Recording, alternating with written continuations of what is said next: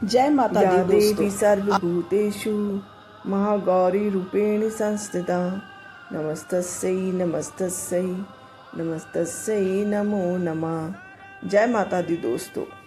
नवरात्र की अष्टमी की तिथि माता महागौरी को समर्पित है। इस दिन महागौरी की विशेष पूजा की जाती है। माँ महागौरी का स्वरूप अत्यंत गौर वर्ण का है। वे सफेद वस्त्र आभूषण और श्वेत वृषभ पर आरूढ़ रहती हैं, जिनके हाथों में त्रिशूल, डमरू, अभय मुद्रा और वर मुद्रा होती है। माँ का प्रिय भोग नारियल से बने व्यंजन और सफेद मिठाई है। माँ को सफेद फूल, कुमकुम और रोली अर्पित की जाती है। पूजा में पहने जाने वाले रंग सफेद व बैंगनी होते हैं। मंत्र जाप कर काले चने, हलवा और आरती से माँ की आराधना की जाती है। माता सौंदर्य और शांति का प्रतीक मानी जाती है। आइए अब जानते हैं अष्टमी तिथि की शुरुआत कब हो रही है व किस दिन हमें अष्टमी पूजन करना चाहिए। इस बार अष्टमी तिथि की शुरुआत 29 सितंबर को शाम 4:31 पर होगी। तिथि का समापन 30 सितंबर को शाम 6:06 पर होगा। उदया तिथि के अनुसार दुर्गा अष्टमी 30 सितंबर को मनाई जाएगी। इसके बाद नवमी तिथि का आरंभ हो जाएगा और यह तिथि 1 अक्टूबर को शाम से 7:02 पर रहेगी। ऐसे में नवमी 1 अक्टूबर को मनाई जाएगी। अब जानते हैं अष्टमी पर कन्या पूजन का शुभ मुहूर्त क्या रहेगा। अष्टमी के दिन कन्या पूजन के लिए पहला शुभ मुहूर्त सुबह 5 बजे से 6:12 तक रहेगा। दूसरा शुभ मुहूर्त सुबह 10:40 से 12:10 तक रहेगा। अब जानते हैं नवमी तिथि में कन्या पूजन का शुभ मुहूर्त कब रहेगा। नवमी तिथि पर कन्या पूजन सुबह 4:53 से 5:41 तक कर सकते हैं। इसके अलावा सुबह 8:06 से 9:50 हमें कन्या पूजन विधि कैसे संपन्न करना चाहिए, आइए जानते हैं। कन्या पूजन के दिन सर्वप्रथम देवी दुर्गा की पूजा करें। माता को हलवा, पूरी और चने का भोग लगाएं। अब घर में 2 साल से 9 साल तक की कन्याओं का कन्या भोज के लिए बैठाएं। कन्याओं के पैर धुलाएं और उन्हें टीका लगाकर हलवा, पूरी, खीर व कुछ फल देकर भोजन खिलाएं। अब कुछ पैसे या उपहार कन्याओं को देकर सुख समृद्धि की कामना करें।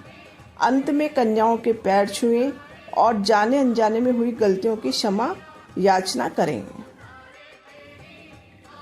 महागौरी की कथा के अनुसार भगवान शिव को पति रूप में पाने के लिए देवी पार्वती ने वर्षों तक कठोर तपस्या की, जिससे उनका शरीर काला पड़ गया। तपस्या से प्रसन्न होकर भगवान शिव ने देवी को गंगा जल से स्नान कराया, जिससे उनका शरीर विद्युत के समान श्वेत और कांतिमान हो गया। इसी कारण उनका नाम महागौरी पड़ा और वे पवित्रता एवं सौंदर्य का प्रतीक कहलाई। माँ महागौरी के मुख्य मंत्र हैं, या देवी सर्वभूतेषु माँ गौरी रूपेण संस्थिता नमस्तस्यै नमस्तस्यै नमस्तस्यै नमो नमः।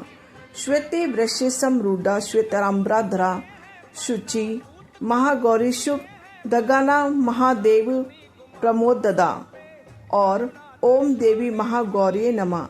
इन मंत्रों के जाप से भक्त को माँ महागौरी की कृपा प्राप्त होती है।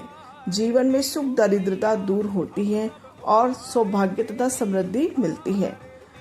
माँ महागौरी के प्रमुख मंत्र हैं, स्तुति मंत्र हैं, या देवी सर्वभूतेषु माँ गौरी रूपेण संस्थिता नमस्तस्यै नमस्तस्यै नमस्तस्यै नमो नमः। यह मंत्र माँ गौरी को स्तुति करता है, जिससे उनकी कृपा प्राप्त होती है। ध्यान मंत्र है, श्वेते वृषे समरूढ़ा श्वेतांबराधरा शुचि।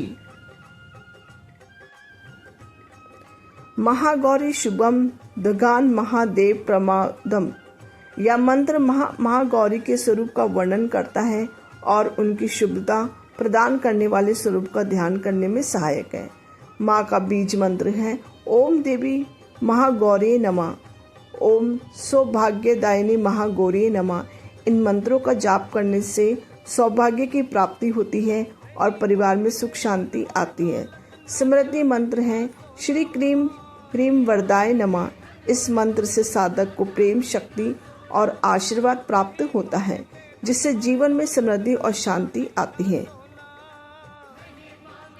कथा व मंत्र उच्चारण के बाद माँ की आरती अवश्य करें, प्रसाद सभी में वितरण करें और माँ को प्रणाम करें और पूजा में की गई त्रुटियों के लिए माँ से क्षमा याचना अवश्य करें। जय माता दी। माँ महागौरी की आरती।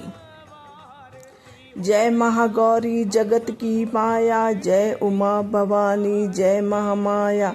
हरिद्वार कनखल के पासा, महागौरी तेरा वहाँ निवासा। चंद्रकली और ममता अम्बे, जय शक्ति जय जय महाजगदम्बे। भीमा देवी विमला माता, कौशिक देवी जग विख्याता। हिमाचल के घर गौरी रूप तेरा, महाकाली दुर्गा है स्वरूप तेरा। सती हवन कुंड में था जलाया, उसी धुएं ने रूप काली बनाया। बना धर्म सिंह जो सवारी में आया, तो शंकर ने त्रिशूल अपना दिखाया। तभी माँ ने महागौरी नाम है पाया, शरण आने वाले का संकट मिटाया। शनिवार को तेरी पूजा जो करता, माँ बिगड़ा हुआ काम उसका सुधरता। भक्त बोलो तो सोच तुम क्या कर रहे हो, महागौरी माँ तेरी हरदम की जय हो।